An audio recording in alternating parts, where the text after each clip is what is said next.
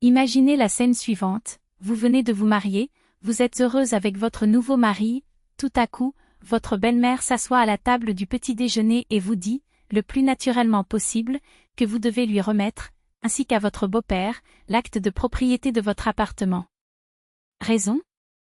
Pour protéger notre fils, bien sûr. Qui sait si un jour vous ne l'abandonnerez pas à cause de cette propriété? Cela semble absurde? C'est exactement ce qui m'est arrivé.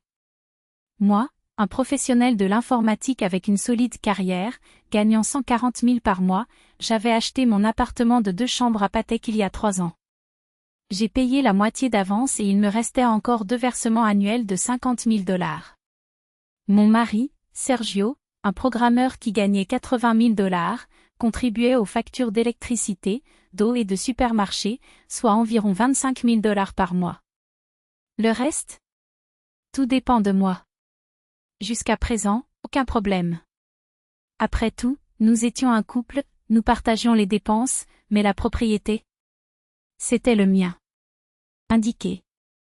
Mais Valentina Petrovna, ma belle-mère, avait d'autres projets. Pour elle, le fait que je sois propriétaire de la propriété était une menace. Aujourd'hui, toutes les femmes sont intéressées, a-t-elle déclaré, comme si j'étais un méchant de feuilleton sur le point d'expulser son fils de sa propre maison. Il nous faut une garantie. Et si tu en as marre de lui? Et s'il décide de rompre? Il restera dans la rue. Des arguments qui, en plus d'être offensants, n'avaient aucun sens. Après tout, pourquoi abandonnerais-je un homme que j'aimais pour un appartement qui était déjà le mien avant mon mariage? Sergio, dans un premier temps, a essayé de me convaincre avec un discours de « famille unie ». C'est juste pour calmer ma mère, Marina. Cela ne changera rien en pratique. Mais je connaissais bien la pièce, il ne s'agissait pas de tranquillité, mais de contrôle. Il voulait ma propriété au nom d'une « protection » que je n'ai jamais demandée et qui, en fait, ne ferait que me rendre vulnérable. Et si un jour tu décidais de me virer? J'ai demandé. Jamais, ils ont répondu. Mais l'histoire est pleine de « jamais » qui deviennent des « toujours ». La confiance ne se mesure pas par les écritures, et l'amour n'est pas prouvé par des signatures chez un notaire. Valentina n'a pas abandonné. Tu n'aimes pas vraiment mon fils. Si tu l'avais fait, tu n'aurais pas de problème à partager. Diviser? J'ai déjà partagé ma vie, mon temps, mon espace. Mais mes atouts? C'était le fruit de mon travail, de ma sueur, de mes nuits blanches devant l'ordinateur. Et si je dis non? J'ai demandé. La réponse a été un ultimatum à peine voilé, alors vous n'êtes pas la bonne femme pour lui. Le point culminant est venu lorsque Sergio, après des semaines de pression, m'a laissé le choix, soit je cédais l'appartement à ses parents, soit notre mariage se terminait là.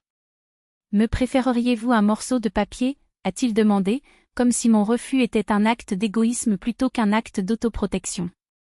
Mais la vérité est que c'est lui qui a vraiment fixé les conditions et sa famille. Ils ont exigé que je renonce à ce qui m'appartenait en échange d'une vaine promesse de sécurité. 1 mois plus tard, nous avons divorcé.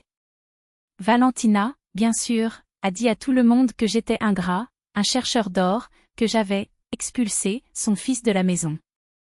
Mais la réalité? J'ai simplement refusé d'être victime d'un acte criminel déguisé en inquiétude maternelle. Parce que lorsque quelqu'un insiste pour vous prendre quelque chose, pour votre propre bien, méfiez-vous. Ce n'est pas un souci. C'est la cupidité. Et la leçon que j'ai apprise?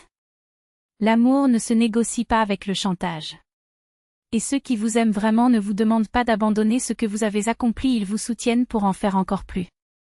Ils ont essayé de me convaincre de céder mes biens sous couvert de fausse aide sociale à la famille. L'expression « pour que vous ne soyez pas tentés d'abandonner » n'était qu'une manière élégante de dire « signez l'acte où vous n'êtes pas la femme que nous méritons ». Comme si l'amour se mesurait en mètres carrés. Comme si ma sécurité financière était le prix à payer pour une « garantie » d'affection. Mais voici la dure vérité, ce qui vous appartient avant le mariage reste à vous. Aucun serment d'amour ne justifie de renoncer au toit que vous avez construit vous-même. Parce qu'une vraie famille se construit sur des bases de confiance et non sur le transfert forcé d'un bien de la belle-fille à la belle-famille. Et exiger qu'un don soit signé un mois après le mariage? Il ne s'agit pas d'une protection contre le divorce. C'est le raccourci le plus rapide pour cela. Ceux qui aiment ne demandent pas de garantie à un notaire.